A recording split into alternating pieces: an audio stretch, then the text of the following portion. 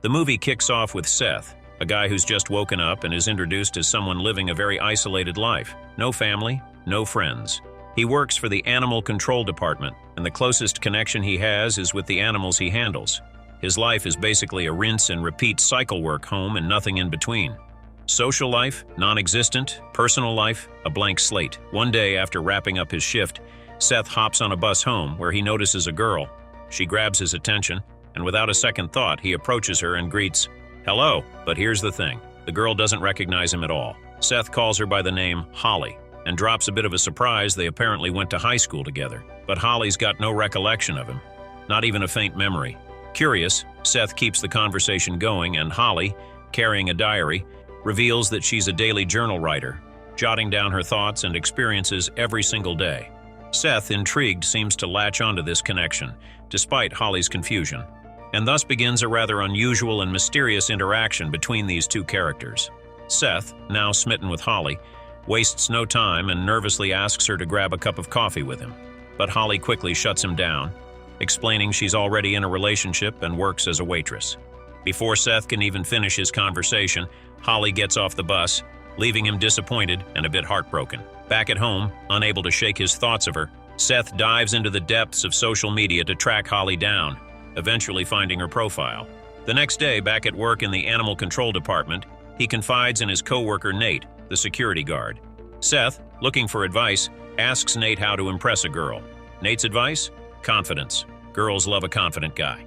As they chat, Seth is called in by the department's doctor. The task? Bring in Lexi, a shepherd dog that has been sick for a long time and has grown attached to Seth. Sadly, the dog's prolonged illness is costing the department too much money. With a heavy heart, Seth hands Lexi over to the doctor, who's about to administer a lethal injection to end the dog's suffering. The moment is tense as Seth watches helplessly, knowing there's nothing he can do. The doctor, seeing Seth's attachment to Lexi, offers him a chance to take the dog home instead of putting it down. But Seth, who lives a closed-off and solitary life, knows he isn't in a position to care for the dog. With a heavy heart, he watches as the doctor administers the lethal injection. Seth later burns Lexi's body, a somber moment that leaves him emotionally drained. While dealing with the loss, Seth makes a strange discovery in the animal control facility, a hidden basement beneath the animal cages. This surprises him, but he quickly shifts his focus back to Holly. Determined to get closer to her, Seth digs deeper into her life, using the internet to find out where she works. He becomes obsessed, analyzing Holly's photos and trying to figure out her likes and dislikes, scribbling everything down in a notebook. The next day, Seth shows up at Holly's restaurant for lunch, hoping to spark some recognition. But once again, Holly has no clue who he is and brushes him off, not even caring to remember his name. Undeterred, Seth boldly invites her to a concert, but Holly, visibly annoyed, storms off, leaving Seth standing there. Later that night, Holly, walking home, starts to feel uneasy as if someone is following her. Her suspicion proves true. It's Seth, trailing her from the shadows. Spooked, Holly rushes back home and confides in her friend Claire, telling her about the unsettling encounter. In the midst of tension, Holly gets a call from her boyfriend, Eric, but something's off. He's rambling incoherently, clearly under the influence of drugs. Frustrated, Holly hangs up on him and continues venting to her friend, Claire. The next day, while at work, Holly receives a bouquet of flowers at the restaurant. Initially, she assumes it's an apology from Eric, trying to make up for the strange phone call. Later that night, Holly asks Eric if he sent them, but he flat out denies it. That's when it clicks for Holly. The flowers were definitely from Seth. Seth, meanwhile, hasn't given up his pursuit. He's still watching Holly from the shadows, following her. This time, he confronts her again, asking her to spend time with him. Seth even admits that he was the one who sent the flowers to her at the restaurant. Furious, Holly lashes out, and things escalate when Eric shows up. Without hesitation, Eric beats Seth, leaving him battered and bruised. Despite the beating, Seth's obsession doesn't end. He later manages to get his hands on Holly's personal diary, the one where she writes her daily thoughts, further fueling his unsettling fixation on her. Seth, now fully consumed by his obsession, returns home with Holly's diary in hand. As he reads through its pages, he uncovers more intimate details about her life and stumbles upon a shocking secret she's been hiding. Determined to take things to the next level, Seth starts plotting his next move. The following morning, Seth heads back to the animal control facility and begins working on something sinister. After researching online, he constructs a steel cage in the hidden basement he discovered earlier. To complete his plan, he steals a paralyzing injection from the clinic, one used to sedate animals. Curious about its effects, Seth even tests the injection on himself, leaving him briefly paralyzed. That night, he resumes stalking Holly, waiting for the perfect moment. When he notices her apartment is empty, Seth seizes the opportunity. He sneaks in, injects her with the paralyzing drug, and kidnaps her. Seth drags her unconscious body to the animal control department, hiding her inside a box. When his coworker Nate briefly notices the box, Seth quickly diverts his attention and continues with his twisted plan. Seth locks Holly in the steel cage he built in the basement, leaving her trapped and helpless. When Holly finally regains consciousness, she realizes she's been caged. In a desperate attempt to escape, she tries to claw her way out, only to rip off one of her nails in the process, adding to the horror of her situation. Holly screams for help, but her cries are drowned out by the noise of the animals and the isolation of the basement. She's left alone in the dark, terrified, as the long night drags on. The next day, Seth returns to work, but not before bringing Holly some food and a toilet seat for her basic needs. He insists she remember his name, reminding her she never cared to learn it. Then, without much more interaction, Seth leaves her again, vanishing for a few days. When Seth finally returns, he finds Holly unconscious, likely from dehydration or exhaustion. He forces her to drink water, but when she tries to stop him from leaving, Seth coldly walks away, ignoring her plea.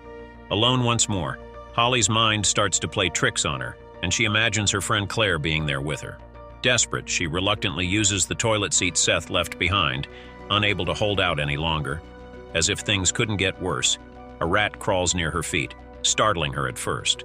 But in a fit of survival instinct, Holly crushes the rat, showing a new side of her, one that's growing fiercer in this twisted captivity. The next day, when Seth returns, Holly confronts him, asking bluntly, "Do you want to kill me?" Seth's response is chilling. "No, I don't want to kill you," he says calmly, "but I might, if it comes to that." He goes on to confess that he's been in love with her ever since he first laid eyes on her. In his mind, he's done this for her safety, not to cause harm, convinced that he's saving her from the outside world. After their unsettling conversation, Seth leaves the basement, but not without being spotted by Nate. When questioned, Seth lies and manages to slip away unnoticed. The next day, he returns to Holly's cage, this time holding her diary. He shows it to her, revealing that he knows everything about her, every secret, every thought she's written down.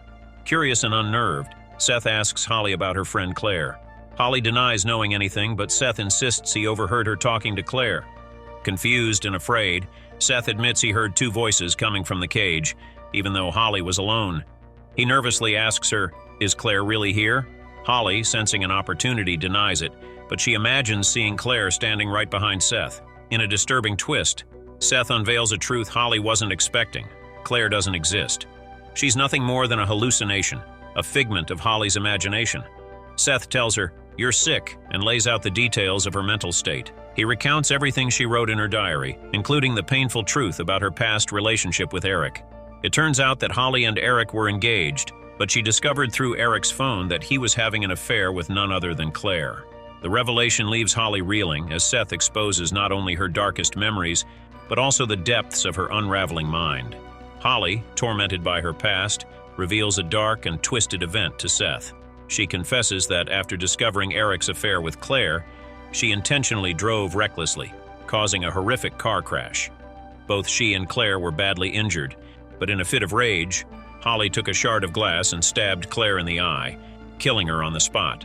Seth listens intently as Holly tries to downplay the situation by claiming she's a writer and that everything she wrote in her diary is purely fiction, but Seth isn't buying it.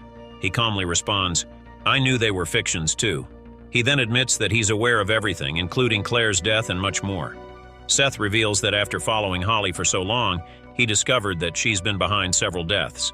Holly had detailed her gruesome actions in her diary, burning people alive, strangling others. She was a killer, and Seth knew it.